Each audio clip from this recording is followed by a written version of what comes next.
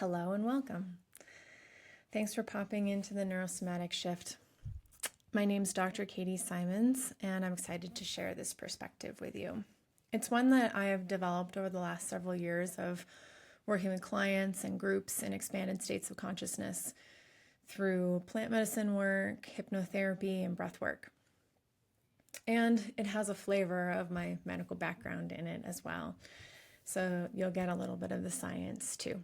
But what I've found over the last several years is that regardless of whether you're seeking an expanded spiritual experience or you're looking to taper off mental health medications or you're just struggling with some symptoms that you're not totally sure where they're coming from or how to handle them, these steps from survival to sovereignty tend to be universally true. So I'm excited to share them with you. Before we jump into step one, just a little bit of foundational material so that we're launching from the same space. So we'll start with what I call the myth of the healthy mind. And this myth is one that we're all taught. We're all taught that the normal healthy mind is one that works well at school, has the same ability to engage socially as everybody else, can work a 40-hour work week and handle the news and social media, can continue to socialize and be part of a family, maintain a healthy body, and do all the things that one enjoys all at the same time within a 24-hour, 7-day-a-week period. And this myth also says that when symptoms arise, or if we're unable to do these things, if anything feels challenging psychologically or emotionally or uncomfortable, that means that there's a dysfunction. Then that's treated as a disease where there's a therapy or a medication that's needed in an attempt to change things back to how they were and continue on with life as it is. And there's some falsities in this myth, a few actually. And the first one is that the simple pace and burden of modern day society is set up to support the human nervous system. And unfortunately, that's just not the case. So ongoing stress is rampant. Most of us know what that feels like. Most of us have experienced ongoing chronic stress at some point in our life. Another falsity in here is that the experience of emotional and psychological pain is an indicator of disease or dysfunction within the brain. And that's just not panned out to be true. The medical system would really love it to be true, but it's not been able to be proven by any objective diagnostic studies such as labs or imaging. And so what we call mental illness is a constellation of signs and symptoms without any objective evidence of disease. Now, these signs and symptoms are very real, and they have a real impact on our lives. That real impact, though, isn't a dysfunction. It's our intelligent messaging from our body, from our nervous system saying, hey, something's got to change here. We're stuck in survival mode. We'll get a little bit more into that in just a second. And the third falsity is that mental wellness just happens naturally and organically in modern day society. It's just simply not the common human experience that's true, though. The modern day human experience is one that commonly involves developmental and generational traumas, ongoing nervous system dysregulation, ongoing stress, and isolation, all which require addressing in order for a healthy mind to exist. So what the reality actually really looks like is that nervous system regulation, resilience, and self-esteem must be learned and practiced throughout our adult life in order to support ongoing emotional and psychological wellness. When we look at the qualities of a healthy mind, such as nervous system regulation and resilience and self-esteem, we have to acknowledge that these are qualities that most of us have to learn as adults because they were not innately built into our early life development process. So, if we made it into adulthood carrying low self-esteem, nervous system dysregulation from old programs and fear and shame that are operating outside of our conscious awareness, our experience is going to innately involve these signs and symptoms that those subconscious programs are there, such as anxiety, depression, insomnia, attention deficits, dissociation, apathy, lack of motivation, and others, especially when we couple it with ongoing high stress levels. And this is because these signs and symptoms of emotional and psychological pain are intelligent indicators from our body that we're stuck in survival mode, and that change is required. So a recap on that. The myth of the healthy mind states that emotional and psychological wellness happens naturally in modern day society, resulting in well-adjusted, regulated, comfortable life experiences, and that any other experience involving ongoing emotional or psychological pain is an indicator of disease or dysfunction. Where the reality is more along the lines of nervous system regulation, resilience, and self-esteem must be learned and practiced throughout life in order to support ongoing emotional and psychological wellness. Ongoing emotional and psychological pain is an intelligent indicator from our body that we are stuck in survival mode. So, how do we know what our bodies are actually communicating with us, and how do we make changes needed to step out of this survival mode and into sovereignty? We'll get to step 1 in just a second, but before we do, I want to talk just a little bit more about our autonomic nervous system. So this is the science I was talking about, and I think this is a really important piece for us all as humans to understand. This is how our body automatically works. This is the system, the automatic nervous system, our autonomic nervous system, that keeps us alive without us having to think about it. It's a beautiful thing that we don't have to think about. And also, it has warning signals when it feels we're not safe.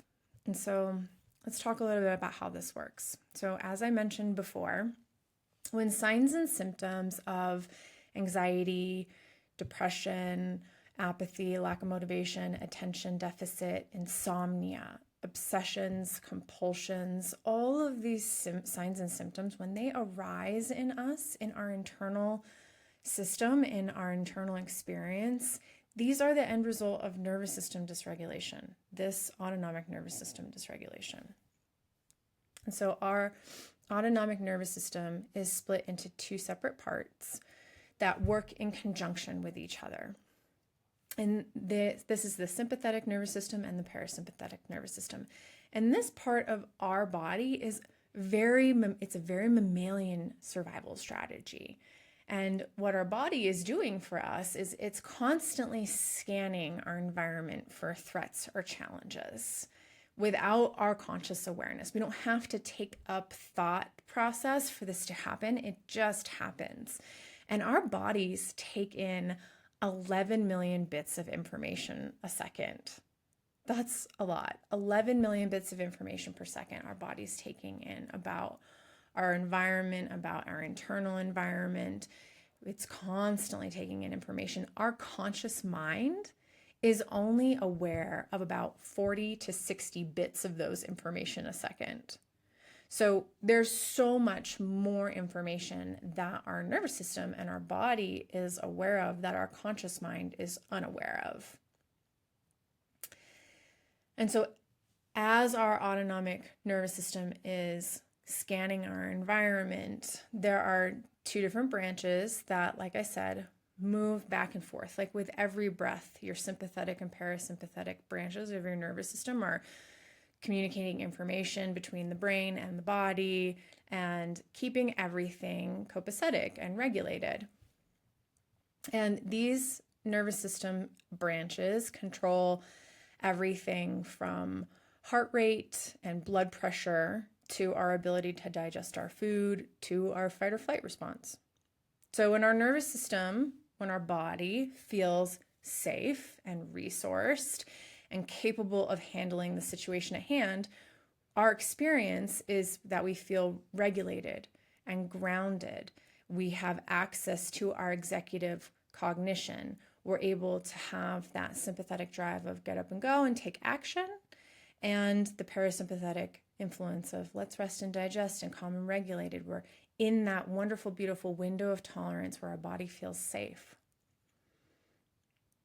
It is when our nervous system picks up on a threat or a challenge that it deems outside our safety window, outside our ability to handle, that we become dysregulated and we get kicked out of our nervous system window of tolerance. Now, a threat or a challenge could actually be what we think of typically like a physical threat or challenge to our safety, but it could also be things like your clothing is too tight, the emotional environment is not safe, or you don't feel that it's welcoming. It could be that there's alarms going off in your environment all the time, or that something comes up from the past. It triggers the past, and we'll talk about that a little bit more in step 2. So when this happens, our body goes into activation mode. And we know this as fight or flight, where our sympathetic nervous system gets ramped up. It drops cortisol into our system and other hormones, and our heart rate goes up, and we feel flushed, and our mind starts to loop or catastrophize. We experience anxiety and a sense of overwhelm. Possibly we experience insomnia. And that's a natural instinct built into our body to help get us out of the situation, to get us to move, to act, to remove us from this perceived danger. And when we can't remove ourselves from the perceived danger, our body then will shift into more of that parasympathetic nervous system activation, where there's freeze or fawn responses. And our experience in that space can be dissociation, lack of motivation, apathy, numbness, inability to act, depression, compulsive people pleasing, lack of ability to access pleasure. And so these are experiences that probably all of us at some point are familiar with. We know what this feels like. And we know what it feels like when our body is kind of stuck in one of these states and it becomes the predominant experience that we're having in life. And so when we take a step back from the idea that these signs and symptoms mean that there's something wrong with us, there's something going awry in our brain or our system, and we approach it with okay, this is an intelligent signal from my body. I wonder what my body's trying to tell me. When we introduce some curiosity, I wonder what it's signaling a lack of safety about.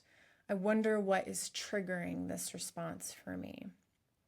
So if we can approach this experience with that lens, then we can begin to unravel what it is that our body needs, and it puts the power back in our hands to be the authority of our experience and our body, as opposed to, I don't know what's wrong with me. So that brings us to step 1 of stepping out of this survival mode and into sovereignty, which is decompressing the nervous system and reclaiming our experience in our body. Now, as we allow safe places for our nervous system to decompress through emoting, movement, and expression, we signal back to the body that the threat or challenge has passed and we're now safe. And so what our nervous system really wants when it's activated in saying, hey, something's not safe here, is it wants an action.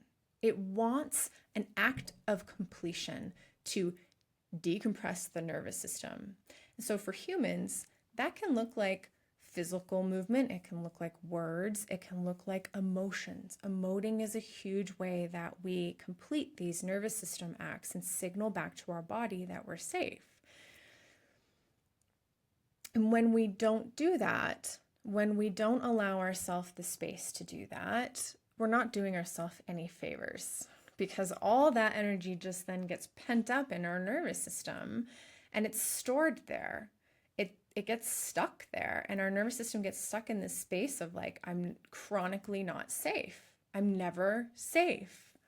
So vocalizing, crying, shaking, sweating, muscle movements, whatever it is that allows that somatic release of pent up nervous system energy, allows our body to get rid of all this old energy and return to a more felt sense of safety, that danger has passed and we're now safe.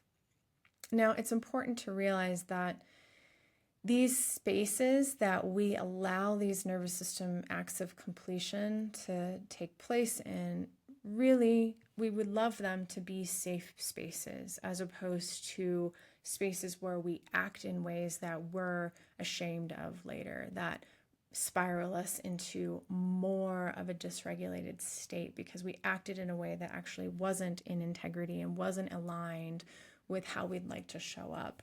So making sure that we're allowing those spaces, we're bringing in those spaces, we're putting ourselves in those spaces to allow these things to happen. And in this way, we begin to step back into our embodied experience where we can be with the sensations of life, both the pleasure and the pain. And we get to experience that range of sensation, emotional and physical, because we have the capacity to. And so we begin to widen that nervous system window of tolerance and expand our capacity for sensations and reclaiming our experience in our body and our nature. So some tools that are helpful for this type of embodiment work can include somatic experiencing, which is the work of Peter Levine, breath work, yoga practices, emotional freedom technique, which is a tapping technique, ecstatic dance or other dance movements, and bilateral stimulation, which can be either tapping, or you can have a TheraTapper, which is one of those buzzing machines, or it can be as simple as walking, but getting both hemispheres of the brain to activate helps process emotions. So that brings us to step number 2, which is rewiring old survival patterns and integrating new core beliefs. So once we've had the chance to reclaim a sense of safety inside our bodies, inside of our experience in our bodies, and we've begun working on expanding that window of tolerance, we are then invited into this second step, which is looking at the past and saying, okay, what from the past is still triggering danger signals in my current experience? And by doing that, we then allow ourselves to integrate new core beliefs that we want to bring into our future. So as we discussed in the last step, our nervous systems are taking in a ton of information that we are only aware of a small amount. So we feel so much more than we're aware of all the time. And the way that our nervous system determines if something is unsafe or a threat or a challenge is by comparing this experience to information that we have from the past in our memory banks. And so this past can be our personal past that we don't even consciously remember, but that is somewhere stored within our nervous system in the subconscious. It could also be our generational past. So this can be genetic markers that are passed on to us from our biological parents. Our systems learn what is unsafe based on what has caused pain in the past. So that could be emotional, psychological, or physical pain. And when we're born, our nervous systems are incredibly sensitive, and we don't have really any psychological defense mechanisms built up yet. So there's a lot of opportunities for fear of pain to be programmed in, especially at young ages. And so this could be something as simple as watching our parents stress over money as we were growing up, or it could be ongoing neglect when we were children, or it could be how we were punished, or it could be traumatic events, one big traumatic event or small, perhaps more subtle events that occurred repeatedly over time when we were too small to handle them. It may have been more of something like a medical system exposure where there were repeat medical procedures when we were young, or it could just be as simple as our birthing process. The process of being birthed into this world is not a gentle one. And we know from the work of Stan Groff that many of us carry that experience around as a trauma well into adulthood, buried deep within our subconscious, so we're not aware of it, but it impacts how we see the world and how we relate to the world. So the point really here is that anything that causes us any level of pain, especially ongoing and repeated levels of pain, and especially in early life before the ages of 7 to 12, our nervous system is going to hold on to that, and it's going to see it as danger, fear, not okay. So when any information comes into the body that reminds the nervous system of that old pain, it's going to react. And it's meant to do that to keep us safe. And our work as adults is to then follow those misplaced signals, those maladaptive signals, back to the source of where they come from, back to the pain source. And then we can have the opportunity to rewire and reframe the emotional imprint at the source of pain or fear. We get to do that. It's amazing the power our minds have to rewrite emotional imprints from the past. We can't change the actual events of the past, but we absolutely can change the emotional imprints that those old original events had on us. We can do that as adults. It's fascinating and amazing the capacity the brain has to do this. And then from there, we have this space. We've just cleared out an emotional imprint. And we get to integrate these new core beliefs about ourselves and about the world around us. It's really important to note that this all happens in the subconscious mind. This is not a cognitive process, this rewiring and reframing. Our thinking minds definitely have a role, and it can be helpful to understand cognitively where we come from, and that allows us to have different layers of self-awareness. That's great, but that's not actually going to change how our nervous system is programmed and what it's reacting to. So if we're not in that subconscious realm, if we're not working there, then it's not going to impact the nervous system in the same way. So some tools that can be helpful for this level of subconscious reprogramming include hypnotherapy, regression therapy, bilateral stimulation or EMDR, plant medicine work or psychedelic work, neurolinguistic programming, and spirit releasement therapy. And I'm sure that this is absolutely not an exhaustive list, but it's a great place to start. And that brings us to step 3, which is expanding into peace, freedom, and connection through our authenticity.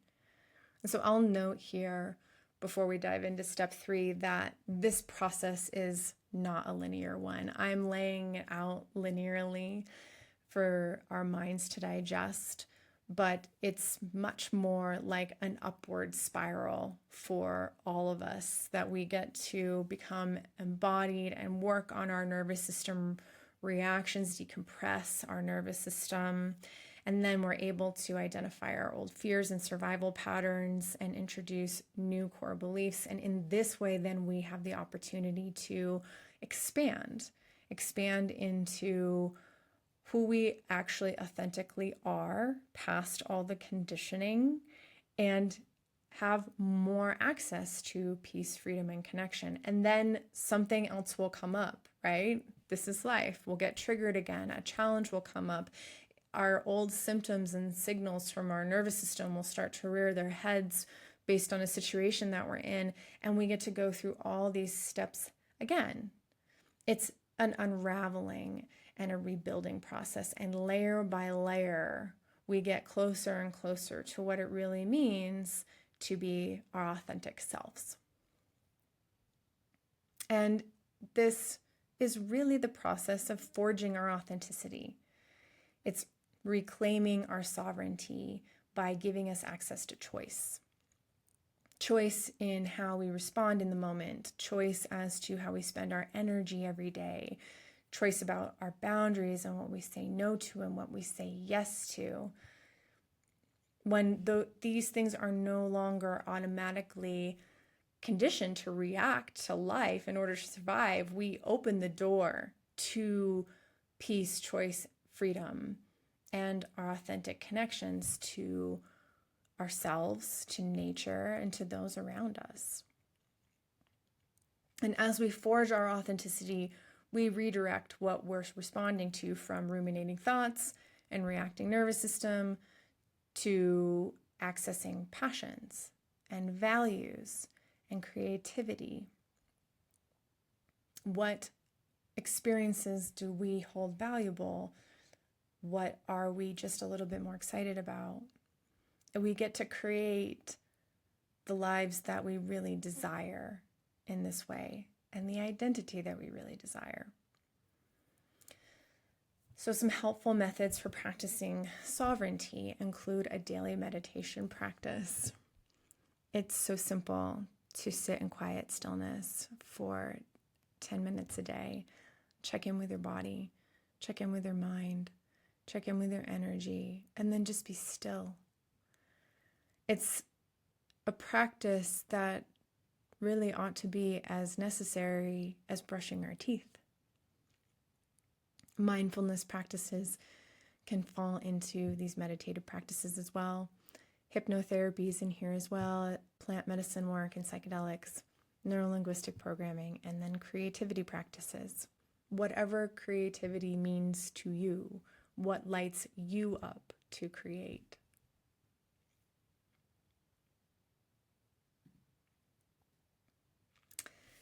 So just a little bit more about this experience of sovereignty.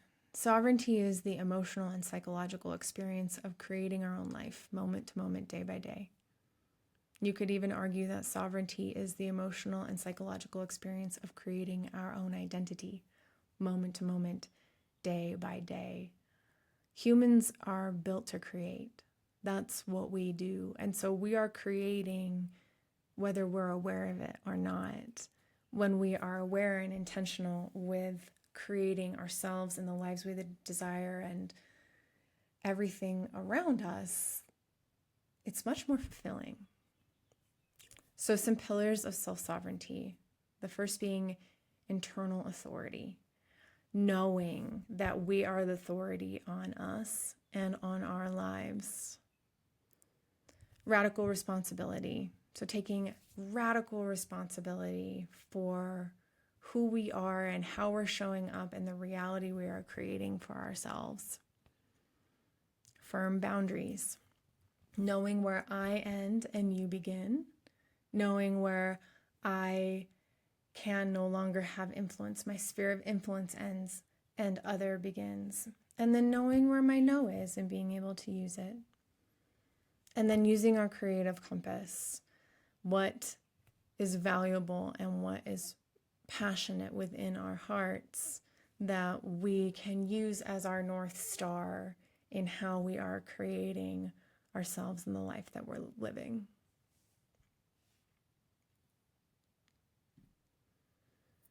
If you're ready to dive deeper into this work, I would love to assist you in that. You can click on the link below to check out available courses, or you can book a free strategy call with me. I would be honored to walk alongside you in this path. I promise it's one that is deeply fulfilling.